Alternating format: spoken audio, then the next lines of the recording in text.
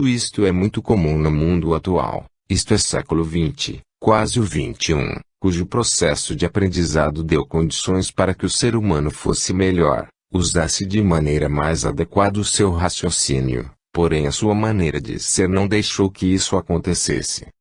Além desse processo evolutivo de tudo o que existe no mundo, tais como a fase mineral, a vegetal, a animal e o mineral, existe a relação entre todos eles, para que todos cresçam em conjunto, dentro da harmonia que o Criador maior designou para que todos se amassem conjuntamente em busca da paz. O que se verifica, é que cada fase teve seu instante de brutalidade maior, que foi se amaciando ao longo do processo evolutivo, com o aprendizado inconsciente para o novo instante de convivência com o atual reino que deveria surgir para participar do processo. Nisto, a energia espiritual já está participando de maneira direta, clara e objetiva na construção do mundo de hoje, já avançado, construindo um ambiente que chega, cujos inferiores continuam sendo adestrados lentamente para conseguir a sua libertação em busca da felicidade e da pureza. Inegavelmente, a evolução de tudo, isto é, das diversas fases que existem no mundo, depende do comportamento do ser humano, que é o ser que raciocina, que pensa para direcionar o progresso dos minerais, dos animais, das plantas, das flores, das águas, das árvores, enfim, de tudo o que está à disposição do homem. Como exemplo de tudo isto, tem-se alguns fatos que acontecem e que passam despercebidos dos seres humanos, que são os vulcões em erupção, as enchentes, as chuvas torrenciais, as catástrofes. São como se fossem revoltas contra aqueles que têm condições de ajudar e não praticam. As condições de revolta são próprias de seres inferiores e eles podem usar, porque é sua maneira de ser e os superiores aceitam tais como são, obviamente tentando ajudar para que eles possam sair daquela situação de negritude destrutível. Do mesmo modo que os espíritos inferiores, os superiores influenciam na existência dos seres humanos, eles também exercem o mesmo efeito reflexivo nos minerais, nos vegetais, nos animais e no próprio ser humano, tanto para o lado do bem como para o mal, pelo menos, em manutenção à condição de cada um em termos evolutivos. No Livro dos Espíritos do Professor Rivail, 1857, está bem clara esta relação que existe entre todos que estão no planeta Terra, que é caracterizado como planeta de provas e expiações, as condições de inferioridade que ainda existem em tudo que ele contém. Daí se tem o trabalho da espiritualidade com relação à ecologia, ao ecossistema do planeta que necessita se melhorar com a transformação da humanidade, que ainda caminha muito lentamente em busca de sua limpeza espiritual, que é a meta de todos. A destruição do planeta com as derrubadas das matas, com a pesca predatória, com a busca de minerais valiosos aos olhos dos humanos, com a caça aos animais que hoje estão em extinção, tudo isto faz parte das inferioridades humanas, frente àqueles que precisam evoluir neste processo de limpeza compulsória para todos. Isto condiz claramente com o ditado popular que tem fundo de verdade, que é o mal por si se destrói. Não é que o Criador queira isto, porém é uma condição natural para todos aqueles que não entendem o caminho da verdade e da vida, em sua limpeza perispiritual. Assim sendo, tudo o que existe no mundo foi e é criado pelo ser humano e pela situação energética do planeta para que o progresso de todos se processe de comum acordo com todos que precisam, diante de suas condições, conseguir a sua verdadeira liberdade para a vida eterna. Como se vê, não é do acaso que surgiram as seitas que louvam as florestas, ou que fazem os seus trabalhos espirituais dentro das matas, como foi o caso dos druidas que tinham ou têm a sua forma na energização extraída dos fluidos naturais, ou emanada das florestas como forma de melhorar a sua idiosincrasia natural. Como é notório, os minerais como o ouro, a prata e o bronze também são elementos de louvação a Deus, como alguns segmentos religiosos, Isto significa dizer que algo espiritual cerca o ambiente mineral ou vegetal como criações divinas que precisam ser admiradas e preservadas como algo transcendental. Desta forma, a ecologia tem a sua participação na evolução de tudo que Deus criou para que todos vivessem em paz, pondo em prática o seu objetivo principal, que é descobrir o verdadeiro caminho que deve seguir para conseguir se encontrar com o seu Criador um dia no futuro. Hoje, não se pode dissociar a atuação dos espíritos da conjuntura do planeta Terra, tendo em vista que todos participam de um trabalho só, que é a transformação para a pureza, e tudo isto depende do homem, que é o único que raciocina, que pensa, que tem inteligência para discernir o certo do errado já aprendido. Sem a evolução do ser humano em procurar entender os meandros do planeta e a sua relação com tudo que o cerca, sem esquecer que primeiro acontece a compreensão de seu interior para depois poder ajudar aos que não compreenderam a sua situação neste contexto. Em suma, o Espiritismo já está também nas entranhas de um mundo que ainda não sabe, com clareza, o relacionamento de todos entre si, cujo Criador maior proporciona sempre condições para que se possa aprender o caminho da verdade da vida para a eternidade. A escola.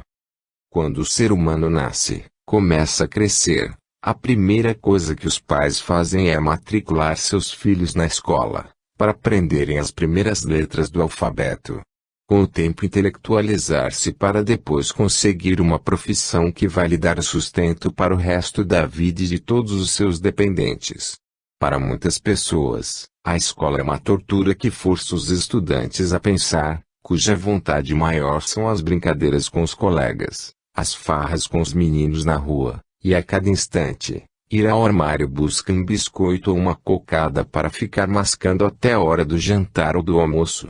A criançada não quer estudar, não quer fazer as tarefas de casa, reluta muito na escola para fazer as suas atividades de sala de aula, pois quando os professores forçam a ela não gosta, odiando-o copiosamente o seu professor ou todo aquele que pressiona com alguma severidade.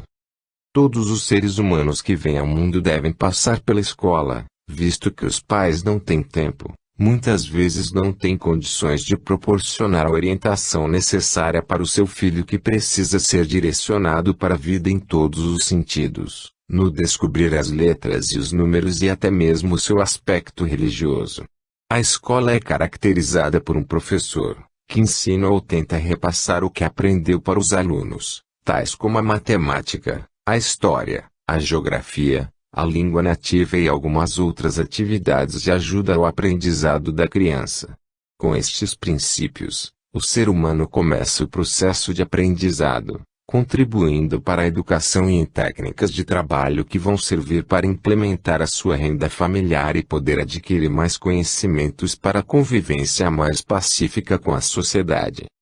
A escola, mesmo que seja um prédio legalmente constituído, inicia-se no lar com o ensino das primeiras palavras ao filho, que começa a vislumbrar a vida, inicia a descoberta de tudo que o cerca, e os pais têm obrigação de fazer e o fazem com carinho, o ensino ao pequeno rebento, que exige compreensão de tudo. Sem a escola não se consegue se livrar das torpezas que o mundo oferece, com muitas dores e sofrimentos, pois o que fazem sempre é reclamar, porque os seus pais não colocaram na escola para poder ter uma vida mais amena, sem muita dificuldade quando adulto. Sem dúvida, a escola é um ambiente que marca para muitos, ruim, detestosa, e para muitos outros, bom, porque está descobrindo a vida, tendo conhecimento da realidade do passado com condições de poder descobrir o porvir, para se ter uma vida melhor, sabendo se conduzir frente aos outros.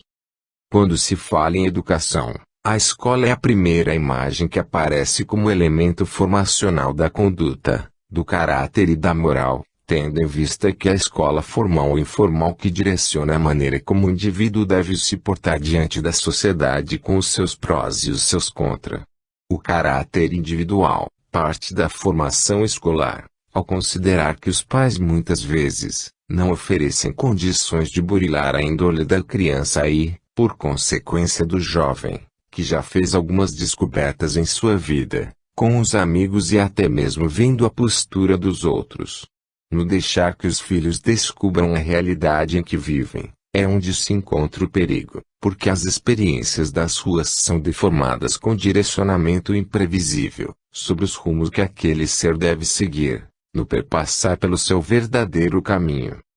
O aprendizado que diz respeito à formação do ser humano é aquele que se inicia com os pais numa orientação correta do que seja a vida, isto no que diz respeito às tarefas das escolas, a postura frente aos amigos, parentes, o seu conduzir ao caminhar pelas ruas, nas festividades, e em todos os lugares que exigem uma certa moral.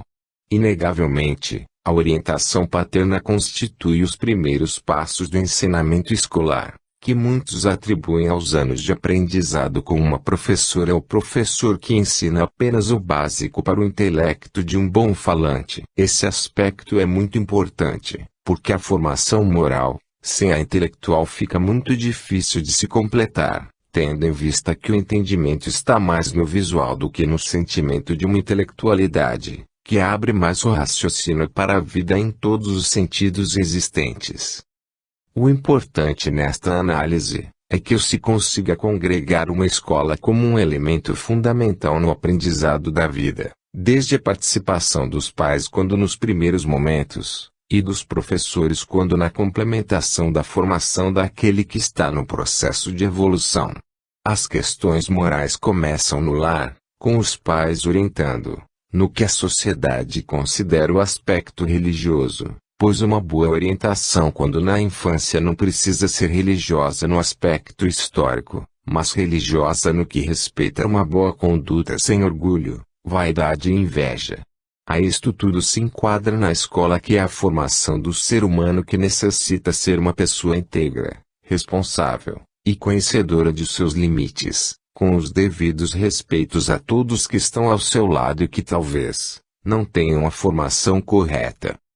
O aprendizado da vida ensina a todos como se comportar diante dos colegas, quando em um momento problemático que se lhe apresenta, tal como um amigo lhe insultando, uma palavra proferida que não lhe agrada, e muitas outras formas de desajustes que possam acontecer neste aprendizado. Por mais que não se queira, a escola ensina a todos e de maneira indireta o processo religioso que tem que seguir, tendo em vista que religião é conhecer a criação divina, é abrir os caminhos para o conhecimento para a evolução intelectual e espiritual, pois uma coisa chama a outra. Além de indicar o processo comportamental do indivíduo, ensina a ler, ou aumentar o intelecto num processo de compreensão de tudo que está ao seu redor, elastecendo o raciocínio para o mais importante no ser humano, que é o pensar e compreender.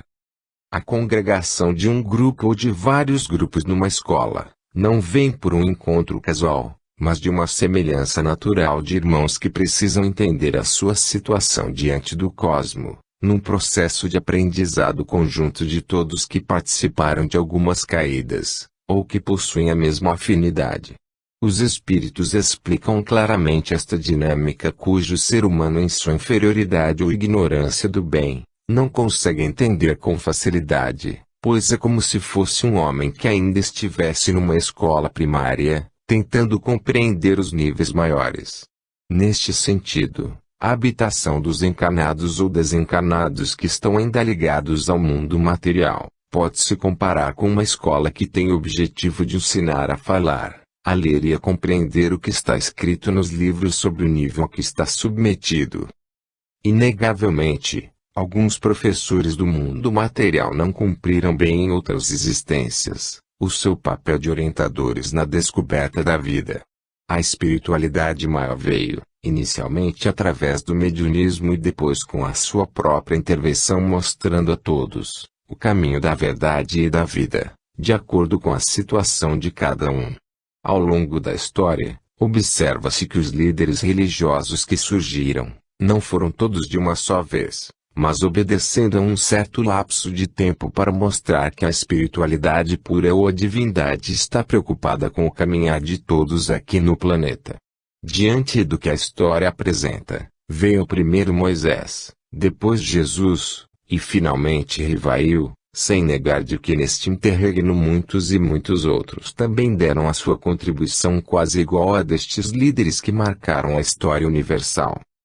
As insinuações que apareceram ao longo dos tempos foram as manifestações mediúnicas em casas mal assombradas, as visões que as pessoas tinham ou têm, as incorporações que aconteciam ou acontecem, os sonhos conhecidos como pesadelos e muitas outras formas de indicar a presença espiritual no mundo. Tudo isto acontecia como forma de alerta para que as pessoas entendessem que além do físico algo existia, e era preciso compreender a sua composição e o seu comportamento diante de uma trajetória de aprendizado, que estava demorando muito a chegar. Como se vê, nas escolas se formam amizades, ou antipatias, existem as brigas e as dissenções como forma natural de que um depende do outro, para o seu processo evolutivo, talvez por algo do passado, ou até mesmo por energias incompatíveis que necessitam se modificar. As escolas têm uma conotação espiritual muito forte, ao considerar que o mundo material funciona tal qual o mundo espiritual, só que um tem um corpo físico carnal e outro tem um corpo perispiritual que toma a forma das diversas encarnações que já se teve, quando tem tais condições de assumir. No mundo espiritual também existem as escolas para as orientações que devem ser dadas a todos aqueles que não entendem o processo de encarne e desencarne, assim como a própria vivência no mundo dos espíritos, que não tem forma, nem cor, nem sexo, somente a energia da eternidade. Dessa forma todos continuam a caminhar pelos séculos, tomando o banho diário do aprendizado para a compreensão do seu próprio eu, cujo resultado é o entendimento dos demais, que terá como brinde a liberdade suprema de um alto caminhar sem obstáculos.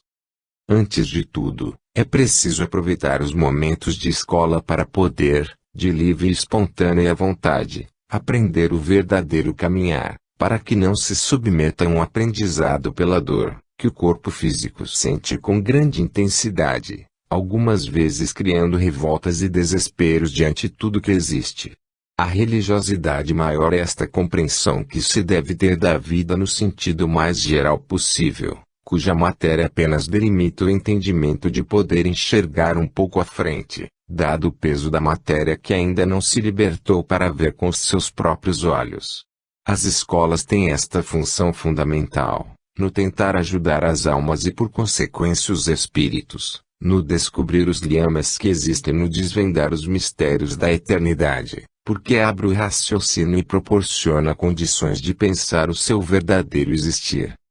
Finalmente, a escola é o primeiro ponto do aprendizado externo, porque o lar é aquele que sem formalidade do ensino legal, proporciona as noções básicas do ensinamento falado e escrito, assim como o fundamental que é o religioso, isto é os legados éticos e morais que os pais devem deixar para os filhos. Os pais são os primeiros professores, todavia, as escolas formais a quem estende o relacionamento dos seres humanos com todos aqueles que estão fora da família e que estão próximos, ao alcance daquele que deseja conhecer o mundo muito mais amplo e dinâmico. A escola é o acender a luz para poder enxergar o verdadeiro caminho a percorrer, como se fosse um iluminador pequeno, mas com condições de poder orientar alguns passos, na trajetória de descoberta do verdadeiro mundo que todos pensam que conhecem, mas não entendem a sua proximidade. A família. Os segmentos religiosos estruturaram a questão da família como algo importante para a formação do ser humano, desde o início de sua vida encarnada até o momento de seu desencarne, e neste sentido criaram os tabus sobre a congregação familiar, a tal ponto de barrar o processo evolutivo do homem. Em verdade, a família tem uma função fundamental na sociedade por ser uma primeira escola em todos os sentidos, e ser também um elemento primordial na formação moral de todos que necessitam conhecer o caminho da verdade da vida, tal como atribuem a Jesus. Com o objetivo de melhor entender esse processo é que este artigo busca investigar com detalhes os diversos ângulos como se pode encarar o problema da família, para tornar claro seu verdadeiro conceito e como se pode melhorar esse relacionamento com a religiosidade. A família é uma instituição normal de pessoas que, com a formação dos agrupamentos humanos, bem como a sedentarização do ser humano, e a divisão social do trabalho, a necessidade de junção do homem com a mulher foi providencial, tendo em vista que os afazeres são diferentes, e os dois se completam claramente. Essa união transcende a questão sexual, porque essa problemática faz parte do processo, e não é o fundamental na existência dos seres pensantes da Terra, que têm outros objetivos mais prementes do que qualquer aparecimento do impulso instintivo. Infelizmente, a questão sexual surge em quase 100% das uniões que vão formar a família, que algumas vezes duram pouco tempo, em outras, escravizam os companheiros para o resto da vida, numa situação de desconforto, infelicidade e muito sofrimento duradouro.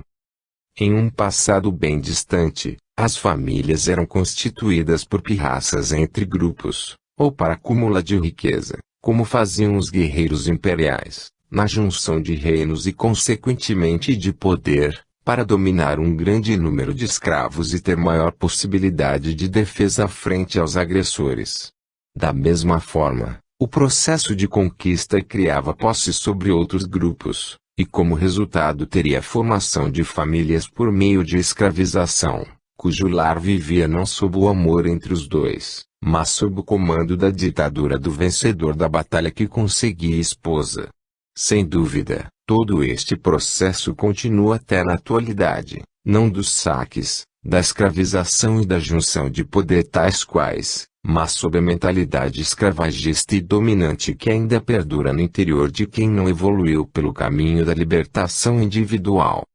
Entre mentes, inicia-se no mundo atual a família, com o namoro de dois jovens apaixonados, levados pela beleza física ou por atração sexual irresistível, que ambos denominam de amor, cuja acepção primeira do termo não é este, mas o aparecimento do lado instintivo que todos têm e algumas vezes aparece com mais força. Com o processo de comunicação moderno, onde todos conhecem tudo e não querem aceitar de forma alguma o seu lado animal do impulso e do instinto, com certeza, somente a força é quem resolve os seus problemas pessoais uns frente aos outros. Dificilmente deixam que a razão seja a força maior, na solução das dificuldades que sempre aparecem, como formas de espiar ou de provar, que têm condições de compreender os ensinamentos mais avançados, que são necessários ao engrandecimento do ser humano. Depois desta parte introdutória,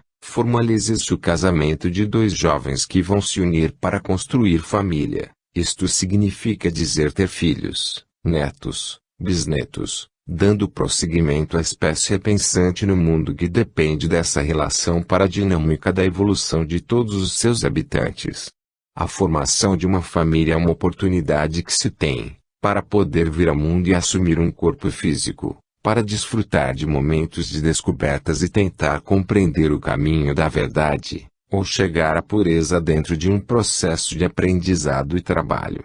Os pais de alto nível espiritual ou não, participam deste processo de formação, orientando dentro de suas conveniências os primeiros passos, ou até mesmo ao completar mais ou menos 12 anos, os princípios religiosos de compostura e moral diante do altíssimo nível. Não há como negar que semelhantes atraem semelhantes, portanto, muitos espíritos inferiores nascem dentro de uma família inferiorizada, pela sua ligação com a materialidade e o princípio instintivo que trazem consigo, que não conseguem se desvencilhar com muita facilidade. Isto não refuta a possibilidade de que espíritos bons e amigos possam vir nascer num ambiente de condições espirituais precárias, tendo em vista que estes irmãozinhos inferiores precisam justamente daqueles que tenham certa consciência para poder dar a oportunidade de crescimento. No mundo existe esse balanceamento natural de espíritos virem para dar exemplos de paciência, de resignação e de ajuda a todos que estão ao seu lado, e isto acontece tanto nas famílias pobres, como nas famílias ricas, para todos terem oportunidade de evolução. No lar, não existe a tolerância consciente de igual para igual entre marido e mulher, no entanto, Quando um é autoritário o outro é subserviente ou vice-versa, talvez não porque queira, mas para poder viver num mesmo lar. Caso contrário, o casamento duraria muito pouco tempo, como é comum na juventude moderna. O autoritarismo de um conduz a que o processo de aprendizado dos filhos seja dificultado, cujo medo é preponderância, criando nos subalternos terrorismos, psicoses e neurastenias que infelizmente passarão para os filhos, atrapalhando seu processo evolutivo. Neste clima vivem todos, que muitas vezes, ao invés de treinarem a oportunidade que têm, para a compreensão de sua atividade como encanado, muitas vezes ou quase sempre, é sacrificada pelo desajuste existente no conjunto do meio familiar. Como se sabe, o núcleo familiar é o ambiente onde espíritos se juntam com a finalidade de pôr em prática alguns ensinamentos que tiveram do outro lado da vida, como um preparo para suportar os momentos de indelicadeza de um dos cônjuges, a mulher ou o marido, ou até mesmo de um filho e problema. O lado belo da convivência, a dor se dá pela silhueta da mulher ou de sua face bonita, bem como da do homem, que como uma mágica, esconde aquela parte que deverá aparecer depois de um ano de casado, ou de alguns anos do nascimento do filho, que antes era uma pérola. O importante nisto tudo é que as coisas aparecem, ou são descobertos ao longo da convivência, e isto é oportunidade de, no processo de descoberta, poder haver o ajustamento necessário dentro de um clima de cordialidade e de irmandade entre todos que têm o mesmo objetivo, a evolução espiritual. Quando as descobertas começam a surgir, muitas vezes geram revoltas e intransigências que culminam com separação e transmissões de farpas como se fosse um jogo de ping-pong, como resultado catastrófico para ambas as partes, que não entenderam a caminhada que todos deveriam seguir. Sem dúvida, a formação de um lar parte da atração sexual e é este meio que vai destruir esse processo de progresso entre os dois e seus filhos, tendo em vista que o instinto fala mais alto quando se trata de satisfazer os desejos pessoais do homem ou da mulher, especificamente do homem. Quando no casamento, a sexualidade é o fundamental e só tem mais aflorado esse lado instintivo, os problemas se avolumam cada vez mais. Porque o amor não existe com a efervescência que denota o desejo de satisfação dos sentidos materiais de quem não se libertou de sua inferioridade. Dificilmente o casal tem um instinto igual da sexualidade. Um só vive para tal coisa, o outro já é bem a menos e às vezes, não com aquele afã tão grande pelo sexo, como muitas pessoas o têm e até como um meio de vida. Como se aquilo fosse o ponto fundamental entre pessoas de sexos opostos. Inegavelmente, este não é o ponto principal na vida de ninguém, é apenas um complemento, como resquício de uma materialidade com animalidade, que ainda existe no ser humano, ao considerar que faz parte do processo e até ajuda na conscientização para a libertação. Um dos pontos das separações, ou talvez o único, é esta sexualidade. Ao considerar que o descontrole instintivo pelo sexo conduz ao desajuste entre marido e mulher e por consequência, à desagregação da família com desajuste sobre filhos que almejam aprendizado e amor. A família é uma condição natural no processo de evolução dos seres humanos e por que não dizer dos seres animados e inanimados pelo seu processo de afinidade e o chamamento, para participar do progresso onde todos estão envolvidos. Desde os minerais, os vegetais e os animais racionais ou não. Em verdade, os espíritos superiores trabalham para que tudo dê certo, todavia, não se intrometem na composição de uma família, apenas ajudam quando são solicitados, pois o agrupamento familiar se processa como se fosse um imã, sugando seus afins ou para ajudar ou para ser ajudado. No mundo material, tudo se processa como se fosse uma sucção, isto é, uma força forte puxando para o seu convívio, todos aqueles que são do seu meio, pois enquanto existir algo que os ligue, eles voltam sempre para participar do processo de limpeza perispiritual.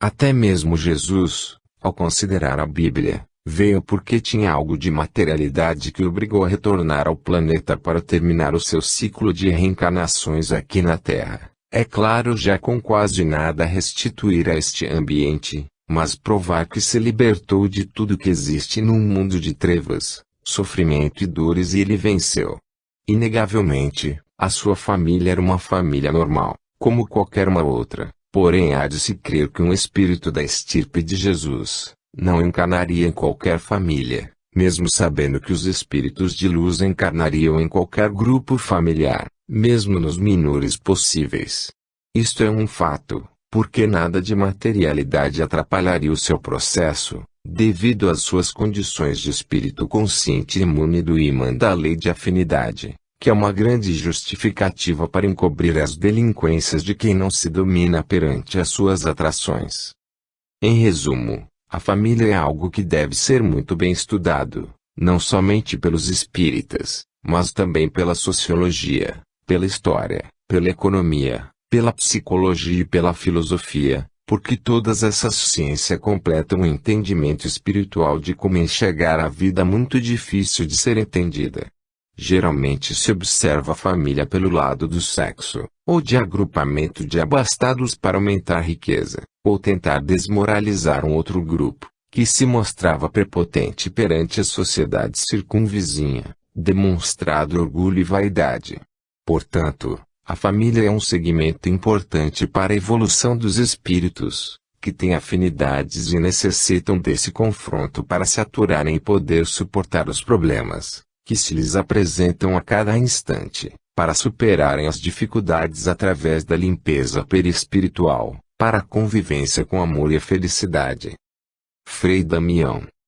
O mundo sempre precisou de pessoas que se dedicassem ao ensinamento das leis divinais, indicando como a pessoa deveria se comportar diante das dificuldades do planeta e procurar descobrir, por si só, a sua maneira de vida que estivesse nos princípios da lei do amor e da paz. Assim surgiram os líderes religiosos mais conhecidos no mundo, tais como Moisés, Jesus o Cristo, Madre Teresa de Calcutá, Irmã Dulce, Padre Cícero, Frei Damião, bem como muitos e muitos outros anônimos que participaram da divulgação das leis de Deus por todo o planeta Terra. Neste artigo vai se falar de Frei Damião, suas origens, seu trabalho, suas pretensas curas, seus seguidores, sua morte e o que o Espiritismo revela acerca deste assunto para muitos, tão polêmico, mas a espiritualidade trata com tanta sabedoria e dedicação.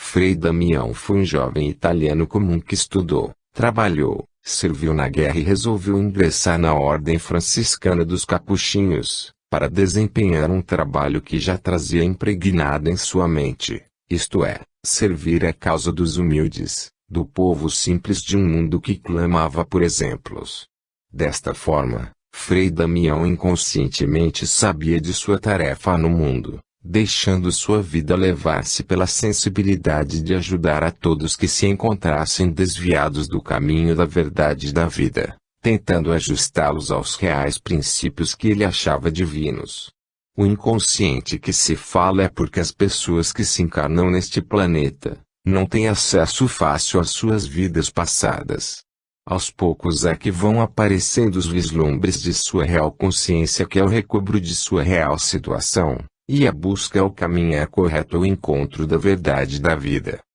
Já pronto para a missão, as autoridades maiores de sua agremiação designarão-no para trabalhar no Brasil, especificamente no Nordeste. Região pobre e cheia de problemas e com uma população com jeito de quem ainda não saiu de sua animalidade, tal como os índios, ou pessoas carentes das palavras edificantes. Seu ponto parada foi Recife, que depois se transferiu para o interior, a evangelizar os nordestinos que viviam na rebeldia, fazendo justiça com a sua própria força e utilizando o nome de Deus para matar, torturar e oprimir todos aqueles que vivessem sob o seu comando. Era o Nordeste de Lampião e de Antônio Silvino contrapondo com os coronéis, donos de léguas e léguas de fazenda, que tinham o objetivo de escravizar os fracos e oprimidos que talvez estivessem dentro dos propósitos da evolução de cada irmão que não entende as coisas sem a dor. O Espiritismo esclarece a trajetória de Frei Damião na Terra,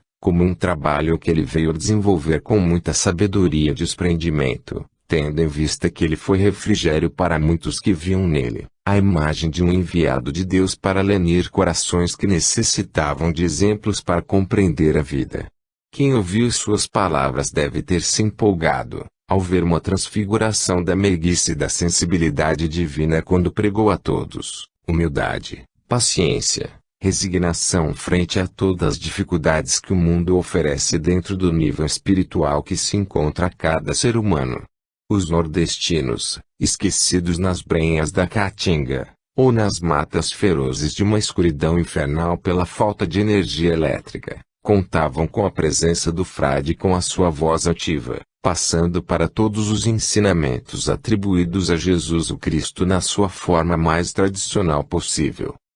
Por falar em tradicionalismo, conta a Bíblia que Jesus foi uma pessoa tradicionalista, quando não pregou desobediência às leis dos não-profetas e nem à lei que havia sido ditada por Moisés, porque sabia que as leis divinas transcendem a tudo isto que está aí e é algo não percebido por todos de maneira tão fácil. Jesus quis a transformação de todos dentro das condições de cada um, pois ninguém passa do nível primário para o secundário como num passo de mágica, mas adquirindo conhecimentos, experiências, que faz entender todo esse processo, com as mudanças que todos têm que passar. O mesmo trabalho desempenhou fez Frei Damião, é claro, guardando as devidas proporções, resguardando as condições espirituais do Messias e o nível evolutivo em que se encontrava o professor das multidões nordestinas em busca do aprendizado espiritual que todos têm que entender. A crença popular diz que Frei Damião obrou milagres, ao curar alguns irmãos que fossem portadores de alguma enfermidade, cuja espiritualidade já sabe que não há esse tal milagre, mas conhecimento das leis divinas na aplicação da ajuda àqueles que merecessem ter oportunidade de sentir a presença da espiritualidade maior. Frei Damião não era espírita e não precisava sê-lo, para que pudesse trabalhar em prol da humanidade que necessitava de ajuda para a compreensão da lei do amor e exercício da caridade, porque talvez ela não tivesse a idoneidade de ter sua própria individualidade. A pureza espiritual não deu esta condição de ser espírita, para justamente abrir o leque de seus adeptos na sensibilidade de captar a lei da caridade entre todos, e o próprio Frei Damião, sem saber de sua situação espiritual, não lhe foi revelado tais conhecimentos, para não atrapalhar a sua missão. O Frei Capuchinho foi de uma época muito difícil para os nordestinos, com as distâncias entre as cidades, a falta de luz em todos os lugares, a precariedade dos meios de transportes, a falta d'água nos sertões secos de Euclides da Cunha, de José Lins do Rego, de José Américo de Almeida e muitos outros baluartes da região. Frei Damião já era andarilho das estradas afora a levar a mensagem do Evangelho com muito radicalismo, muita fidelidade aos ensinamentos bíblicos, que hoje se encontram questionados por todos aqueles que acreditam no transcendentalismo da vida. Tudo isto porque o viver é uma descoberta e todos têm que iniciar este processo de autoconhecimento, sentido nas palavras atribuídas a Jesus em todo o seu processo, especialmente o enxergar-se a si mesmo, pelas suas próprias condições de compreensão da lei do amor e busca da felicidade. O frade irmão defendia os princípios religiosos da maneira mais ortodoxa possível, cuja obediência cristã iniciava-se com a fidelidade entre marido e mulher até a morte, mesmo que ela tivesse que passar pelas maiores atrocidades que o cônjuge praticasse pela sua força e em consequência de seu poder. Os 10 mandamentos tinham que ser obedecidos ao pé da letra. Isto significa dizer, aquele que matar será condenado ao fogo do inferno com nenhuma apelação, fato que a espiritualidade refuta com muita sapiência, porque um pai bom e amoroso não condena seus filhos de tal forma.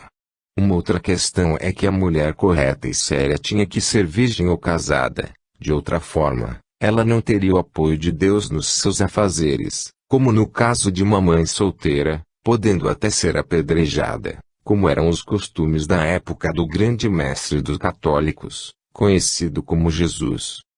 Sem dúvida, o grande pregador dos sertões nordestinos deu a sua contribuição, como frade capuchinho por formação de um momento como encanado. Todavia, contribuiu também, para que muitos irmãos pudessem sentir a presença de Deus em cada instante de sua existência, com repressão ou não, inegavelmente importante para os ignorantes do bem. Não se deve querer que Frei Damião seja espírita, contudo, faz-se necessário compreender que, o seu espírito já tinha, quando materializado, uma certa evolução espiritual, pela sua mensagem, pela linguagem e pela maneira como queria que todos se salvassem. A sua formação não deu condições de que ele entendesse o espiritismo e não era o seu objetivo nessa forma de pensar, pois o espiritismo é maneira de vida, e nunca imposição para que se possam seguir determinados preceitos que alguém encanado ou não, pense ser o verdadeiro.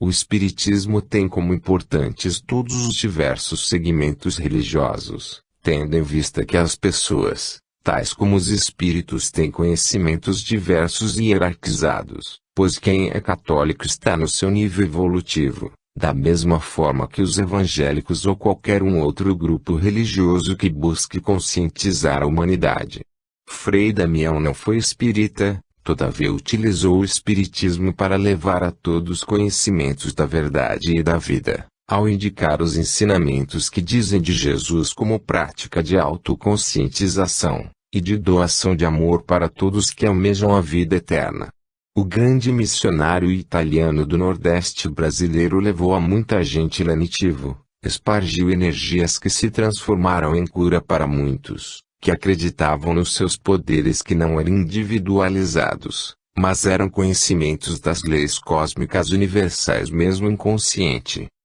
A inconsciência que se coloca, é porque talvez ele não tivesse condições de entender os ensinamentos espirituais como muitos irmãos que mesmo espíritas, também ainda não entendem, cuja missão de ser espírita é muito difícil, pela postura e atividade aqui no planeta, tal como os exemplos atribuídos a Jesus o Cristo. Os espíritas não reivindicam para si a verdade da pureza transcendental, isto é, a verdade absoluta, ao se constatar que existem muitos irmãos católicos e protestantes e até mesmo que se dizem ateus, com alto teor de espiritualidade consequente, decorrente das múltiplas encarnações que passaram.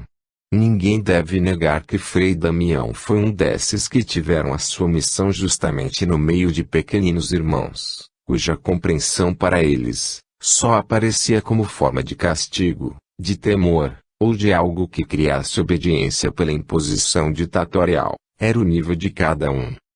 O grande missionário chorava quando em seus trabalhos aconteciam mortes, ou qualquer desrespeito social que fizesse com que lhe repugnasse aquele ato que não condizia com os ensinamentos do Rabi da Galileia, como dizem populares, condenando aquela cidade a nunca mais voltar a ela. Também se criou o mito de que ele dormia no chão, ao considerar que as serventes dos conventos onde ele se hospedava, arrumavam seu quarto e quando ele se ausentava de seu aposento, o ambiente estava do jeito que elas organizaram, como se alguém não tivesse mexido. Todo mundo sabe que a formação cristã dos mosteiros ensinava que era obrigação de todo aquele que usasse determinado objeto, tinha o dever de lavá-lo, ou deixá-lo do mesmo jeito como encontrou. Talvez fosse isso o motivo das arrumadeiras das igrejas encontrarem do jeito que elas deixaram os objetos por ele usados.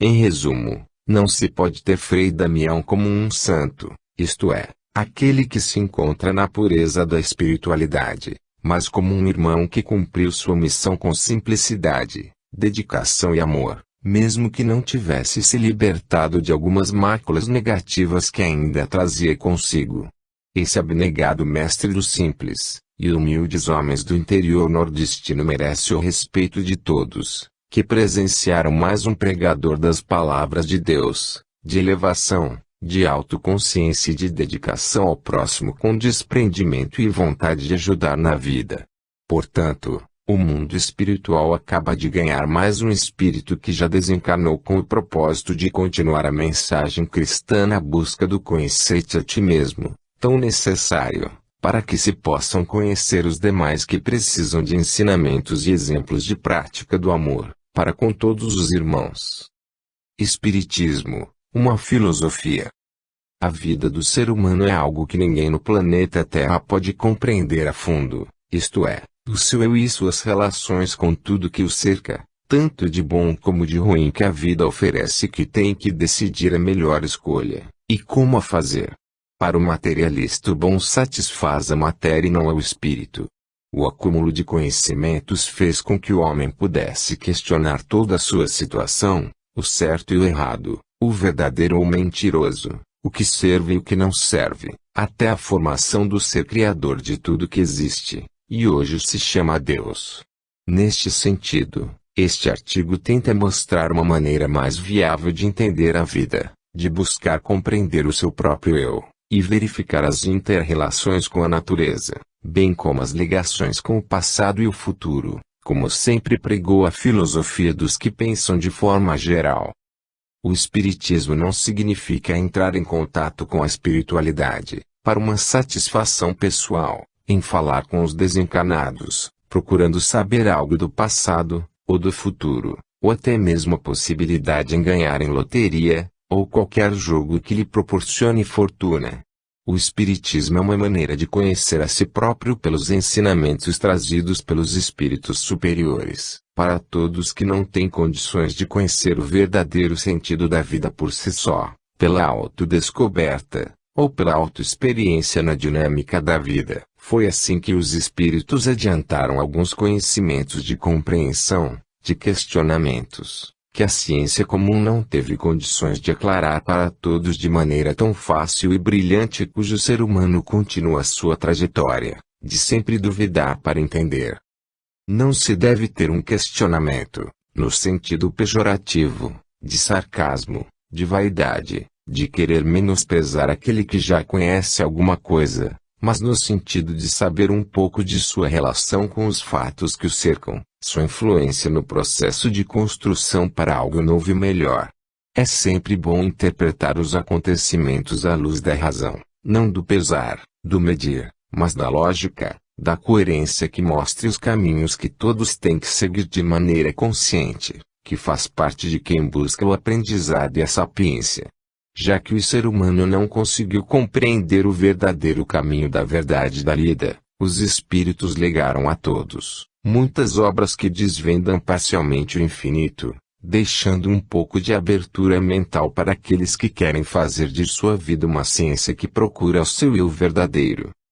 A prática espírita diz que o ser pensante deve buscar sempre respostas a tudo que o cerca e não esperar que os espíritos tragam de mão beijada a tudo que seria o empenho pessoal em tentar conhecer ou descobrir os caminhos que se deve seguir para uma vida correta e sincera. Muitos que usam a presença espiritual para saber o passado, presente e futuro, no entanto não conhecem o sentido real do espiritismo, cujos amigos e irmãos, nem todos têm conhecimento de algo além da Terra, onde espíritos e almas convivem para descobrir o seu verdadeiro caminho. No dia a dia, muitos que fazem o espiritismo, não têm noção do verdadeiro trabalho espiritual, continuando com as mesmas maledicências e inferioridades que não se libertaram e não fazem por onde avançar nesta dinâmica evolutiva que é seu objetivo fundamental.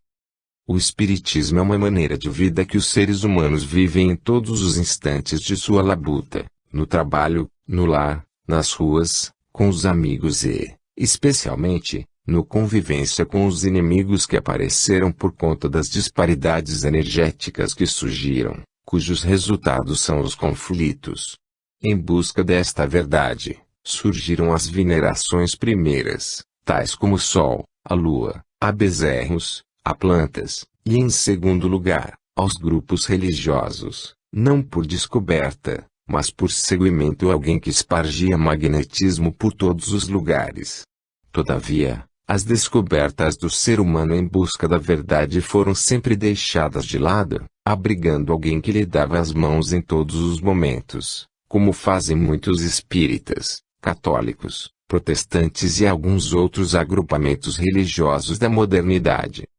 A humanidade sempre procura descobrir o inusitado, deixando de lado descobertas simples que é o seu próprio eu e algumas inferioridades e maledicências bem próximas e fáceis de perceber, cujo aprendizado inicial proporciona melhores condições de entender o complicado, o difícil, o desconhecido. Na busca do metafísico, por ser empolgante, é que aparecem as seitas que alimentam os fanatismos, cuja cegueira impede de conhecer a verdade que é o seu eu próprio, o seu contexto onde vive sua relação com os demais elementos da natureza. É neste sentido que a evolução da humanidade não caminha, porque sempre se entrega a alguém os destinos de um povo, esquecendo a sua participação como elemento essencial na construção da verdade que não é de agrupamento, mas de todos que buscam evoluir pelos séculos. As religiões seriam congregações que teriam o objetivo de conscientizar as pessoas a se autoconhecerem para descobrir a sua trajetória de livre-arbítrio no entendimento do verdadeiro caminho a ser seguido, livrando-se da inferioridade e se libertando da maledicência que adquire ao longo da evolução laboral. O que se observa é que as igrejas são alienantes, não mostram o verdadeiro sentido da vida e como deve se portar um ser pensante. Pois isto acontece com todas as facções que trabalham a problemática do ser humano quanto à sua libertação. Com ordens superiores, os espíritos vieram dar uma ajuda a todos que têm dificuldade em reconhecer a sua própria ignorância e proporcionar condições de poderem chegar um pouco à frente, que é a verdadeira vida que todos devem viver como determina a lei divina. O dia a dia das pessoas é marcado de muitas oportunidades de saber o que se vem fazer neste mundo. Isto significa dizer espiar, provar e missionar como ajuda a muitos que por conta própria, não têm condições de sentir a emoção de se libertar do reino animal e poder usar a sua inteligência. As festas, a luxuosidade, os recursos financeiros, as facilidades sexuais e muitas outras vicissitudes impedem que o homem possa conhecer a si próprio, porque pode perder as benesses materiais que o mundo oferece e pensa que nunca mais as terá. Com esta visão, desiste de conhecer-se a si mesmo, enveredando-se pelo caminho de apoio à sua inferioridade e maledicência, pois o que está à flor da pele é o instinto animal que o ser humano não quer se despojar, para galgar patamares melhores de vida sólida, alegre e cheia de amor e luz. O kardecismo surgiu de uma libertação de Denis Arivail, que era um intelectual, responsável e respeitável pedagogo que não gostava de envolver-se com algo que fosse invenção da mente enganadora, mas respeitar os pontos de vista da ciência que se comprova, devido claramente à sua coerência e lógica. O kardecismo é o espiritismo que já adquiriu maturidade para mostrar ao povo que as verdades devem ser a tônica do dia e todos têm que se conscientizar de sua tarefa como construtor do mundo para a implantação do paraíso que todos almejam alcançar um dia. Allan Kardec tinha, como teve, condições de falar de igual para igual com os espíritos que vieram lembrar a Denis Arivail a sua tarefa de educador de todos que precisam conhecer a verdade e a vida, num conclave de espíritos de luz, lembrando as mensagens que dizem de Jesus o Cristo. O Senhor Denis Arivail veio surgir justamente na época do cientificismo positivista de Auguste Comte, 1844. Cuja verdade era tudo aquilo que seria provado e medida, sendo a filosofia criações mentais que ficavam apenas nas elucubrações de sonhadores que se deleitavam com as suas fantasias poéticas. No entanto, Allan Kardec saiu de seu sono espiritual e veio mostrar ao mundo que a realidade no planeta não estava somente na matéria, nem na verdade palpável e concreta, mas em algo da metafísica, cuja percepção humana não tem capacidade de aceitar.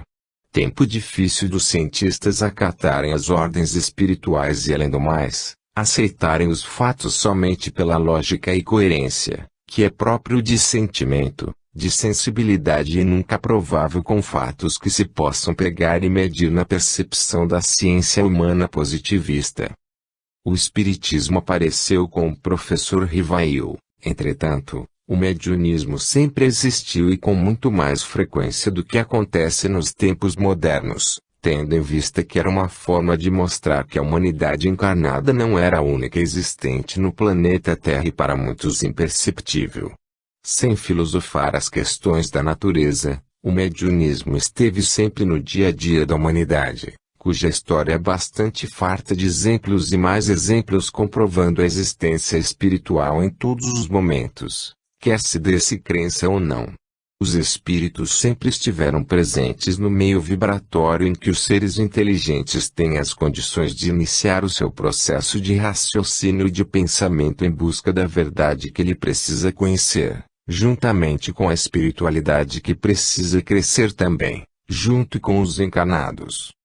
A psicologia trabalha no sentido de sanar os problemas que acontecem com os seres humanos que afetam a mente, trazendo alguns distúrbios que a medicina convencional não consegue resolver, pois às vezes isto acontece como algo da matéria, outras vezes não, e a ciência não consegue detectar. Esses problemas que afetam a mente humana muitas vezes são energias de algum espírito que se aproximou de alguém com muita sensibilidade, conseguindo captar suas dores e sofrimentos, isto é, dores de cabeça, fraqueza no corpo, tontura e outras fraquezas mais. Toda pessoa, dependendo de sua condição moral, tem aptidão de se livrar daquelas dores e fortalecer o amigo para se libertar de tais problemas que a humanidade cética não compreende, que os desencarnados também precisam de ajuda, devido à sua situação de inferioridade e dependência dos que estão encarnados no planeta Terra.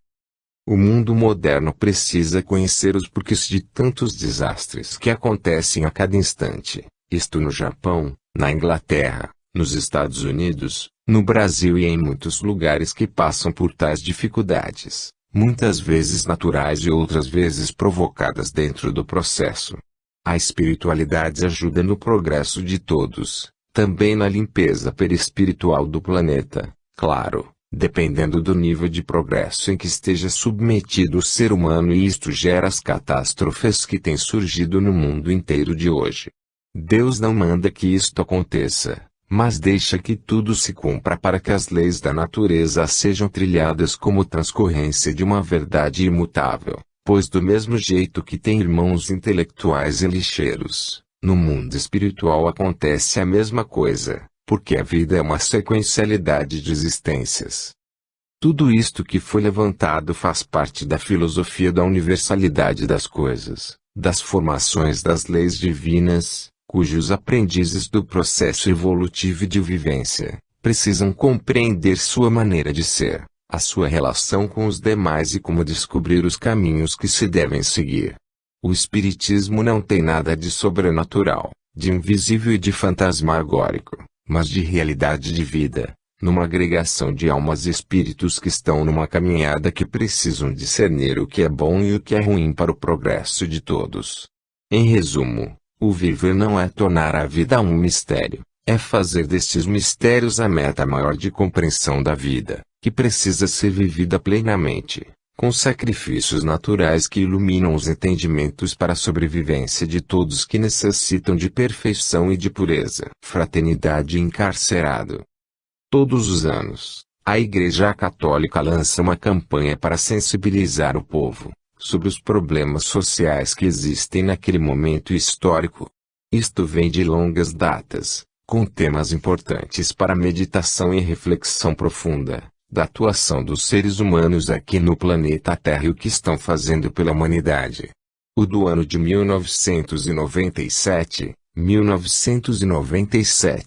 é justamente Fraternidade encarcerado, devido às condições em que se encontram os presos nos cárceres superlotados, alimentação fraca e muito pouco e as condições subhumanas em que eles se encontram hoje em dia. Sendo assim, este artigo tenta justamente explicar estas questões, não pelo ponto de vista dos católicos sentimentalistas, mas enfocando o ponto de vista espírita, que dar mais solidez ao fato real das múltiplas encarnações ser o aprendizado para a libertação.